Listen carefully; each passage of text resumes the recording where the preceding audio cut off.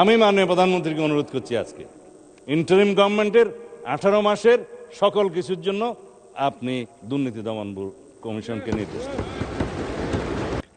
এখন এই অতীত এবং বর্তমান সবসময় আপনি জানেন ভবিষ্যতে যে প্রতিফলিত হবে। আমরা সেই ভবিষ্যতের উপরে দাঁড়িয়ে, সেই প্রতিফলিত অবস্থার উপর দাঁড়িয়ে এই বাজেটটা আমরা দিচ্ছি। মানে স্পিকার, অন্তর্বর্তীকালীন সরকারের 1.5 বছরের একটা অস্থির সময় ছিল, যমুনার অভ্যন্তরে আর যমুনার কিনারে মিলিয়ে আপনি জানেন। সেই সময় আমরা কাগজটা কোথাও দিয়ে দিই, আমরা দেখেছি যারা আজকে করাপশনের জন্য হিসাব নিতে বলছেন এবং ব্যবস্থা নিতে বলছেন, ফরেন লোনের কথা বলছেন, আমি মাননীয় প্রধানমন্ত্রীকে অনুরোধ করছি আজকে ইন্টারিম গভর্নমেন্টের 18 মাসের সকল কিছুর জন্য আপনি দুর্নীতি দমন কমিশনকে নির্দেশ দেন।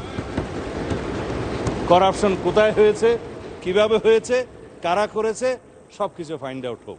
কারণ ভিত্তি হচ্ছে টিআইবি গত কয়েকদিন আজকে একটা রিপোর্ট দিয়েছে, আপনারা পত্রিকায় শুনেছেন। সর্বোচ্চ দুর্নীতি হয়েছে ইন্টারিম গভর্নমেন্টের সময়ে, সেই দুর্নীতির পরিমাণ আমি বলছি না, পত্রিকাটা এখন আমার কাছে নেই, সবাই নিশ্চয়ই দেখেছেন। তো তারা তো এক্সাম্পশন পেতে পারে না।